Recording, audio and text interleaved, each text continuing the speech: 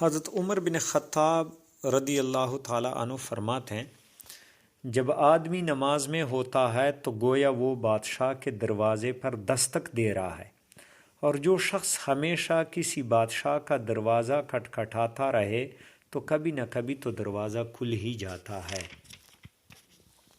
نبی کریم صلی اللہ تعالی وسلم کا فرمان علی شان ہے کہ نمازی کے لیے 3 کرامتیں ہیں۔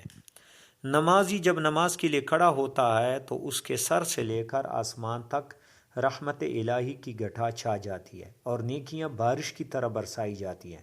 نمبر 2، فرشتے نمازی کے قدموں سے لے کر آسمان تک اس کے چاروں طرف جمع ہوتے ہیں۔ نمبر 3، ایک فرشتہ پکارتا ہے، اے نمازی، اگر تو دیکھ لے کہ تو کس سے باتیں کر رہا ہے تو کبھی نماز سے ہٹنا پسند ہی نہ کرے۔ کتنی برکتیں ہیں نماز کی۔ ایک مرتبہ ایک درباری سے کوئی سخت جرم سرزد ہو گیا۔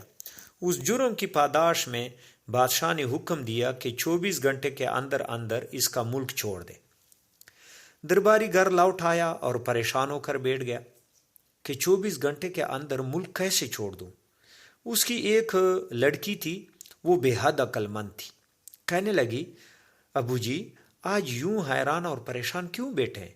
آج تک کبھی میں نے آپ کو ایسی حالت میں نہیں دیکھا۔ آخر ماجرا کیا ہے؟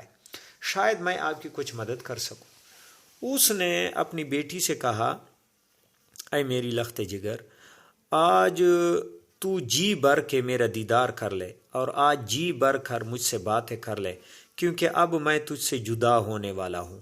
آج کے بعد تو میری صورت کو ترسے گی۔ بیٹی تڑپ تڑپ کے جو ہے نا کہنے لگی، ابو جی کیا کہہ رہے ہیں؟ یہ کیسی باتیں کر رہے ہیں؟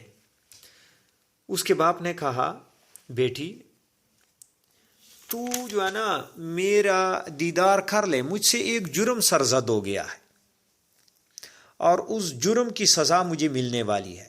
بادشاہ بڑا جو ہے نا وہ غصے میں ہے۔ اس نے مجھے حکم دیا ہے کہ جو 24 گھنٹے کے اندر اندر میرا ملک چھوڑ دے، تو میں اتنے کم وقت میں ملک کیسے چھوڑوں؟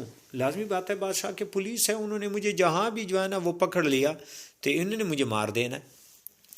یہ سن کر بیٹی جو ہے نا مسکرائی اور کہنے لگی، پاپا پریشان نہ ہو۔ انہوں نے کہا، میری بیٹی آپ مسکرا رہی ہیں، جو ہے نا میری جو ہے نا سر پہ جو ہے نا مصیبت جو ہے نا آ گئی۔ انہوں نے کہا، ابو جی آپ فکر نہ کریں، میں تجھے جو ہے نا ایک طریقہ بتاتی ہوں، سارا کام ہو جائے گا۔ انہوں نے کہا، وہ کیا؟ بیٹے نے کہا، ابو جی آپ وضو کر لیں اور مسجد میں چلے جائیں اور نماز میں مشغول ہو جائیں۔ چنانچہ اس کے باپ نے وضو کیا، مسجد چلا گیا۔ بادشاہ کے سپاہی آ گئی گھر پہ، تو ان کو پتہ چلا کہ وہ گھر کے قریب مسجد میں مصروف نماز ہے، نماز میں مشغول ہے۔ بادشاہ نے حکم دیا تھا کہ اگر وہ سلطنت کی حدود میں مل جائے تو اس کو پکڑ کر قتل کر دیا جائے۔ سپاہی مسجد میں داخل ہو گئے، وہ نماز میں مصروف تھے تو انہوں نے ان کو جو ہے نا ہاتھ نہیں لگایا۔ بادشاہ کے پاس واپس آئے کہ حضور وہ نماز میں مشغول ہے اور لمبی اس نے نیت باندھی ہے، کوئی نفل پڑھ رہا ہے یا کیا ہے۔ بادشاہ نے علماء کرام سے مشورہ طلب کیا کہ کیا کیا جائے۔ علماء کرام نے جواب دیا کہ عالی جا، آپ نے اس کو اپنے ملک سے نکل جانے کا حکم دیا تھا، آپ کے حکم کے مطابق وہ آپ کے ملک سے نکل گیا ہے، اب وہ بادشاہ حقیقی کے ملک میں عبادت میں مشغول ہے، یہاں پر آپ کی حکومت نہیں ہے، لہٰذا اس کو کچھ نہ کہیں ورنہ اللہ تعالیٰ تیری پکڑ کرے گا۔ بادشاہ بے بس ہو گیا اور اس نے قتل کے احکامات واپس لے لیے اور یوں نماز کی برکت سے اس شخص کی جان بچ گئی۔